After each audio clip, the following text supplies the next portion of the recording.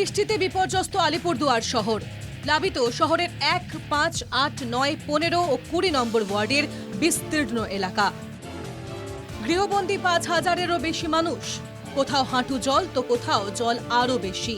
ত্রাণ নিয়ে ক্ষোভ দুর্গতদের। তাও বাড়িতে করলাম না এক হাঁটু। বাড়িতে এক হাঁটু? হ্যাঁ, মানে ঘরের মধ্যে ঢুকেছে? ঘরের ভিতরে এক হাঁটু জল। তো আপনারা এখন আছেন কোথায়? আমরা উপরে প্লিঞ্জিং ঘরে আছি। এবং সরকার থেকে কি লোকজন এসছে? না, এখন সরকার থেকে কোনো লোকজন আসে নাই, কোনো এখনো কিছু সাহায্য নাই, শুধু একটা নৌকা পাঠিয়েছে। শুধু একটা নৌকা পাঠিয়েছে। এদিকে অনেকের বাড়িতে ঘরে ঢুকছে, আমাদের এই দিকটায় আবার ঢোকে নাই, এখনো ঢুকবে। এখানে কি নৌকো নামানো হয়েছে? হয় নাই এখনো। না, ওখানে নৌকো দেখলাম, নৌকো নামানো হয়েছে। তাহলে নামাইছে, এখন নামছে তেলে। আলিপুরদুয়ারের বাসিন্দাদের অভিযোগ, নিকাশি ব্যবস্থা ঠিক না থাকায় প্রতি বছর বর্ষায় প্লাবিত হয় বিস্তীর্ণ এলাকা। গাড়ি আটকা যায় রাস্তায়, খুব খারাপ কন্ডিশন। কেন এখানে জলটা জমে? এই ড্রেনের ব্যবস্থা ঠিক নেই। ড্রেনের অবস্থা খুবই খারাপ, ড্রেন পরিষ্কার করে না। জলমগ্ন এলাকা পরিদর্শন করেন আলিপুরদুয়ারের পুরপ্রধান। ইতিমধ্যেই পুরসভার কমপক্ষে 9টি নৌকা নামানো হয়েছে। পাশাপাশি জল সরাতে বিভিন্ন ওয়ার্ডে পাম্প বসানো হচ্ছে।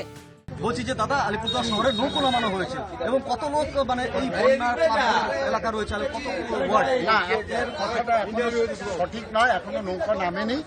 আলিপুরদুয়ারে 15 এবং 16 তারিখে দুদিনে মিলে প্রায় 500 মিলিমিটার বৃষ্টি হয়েছে।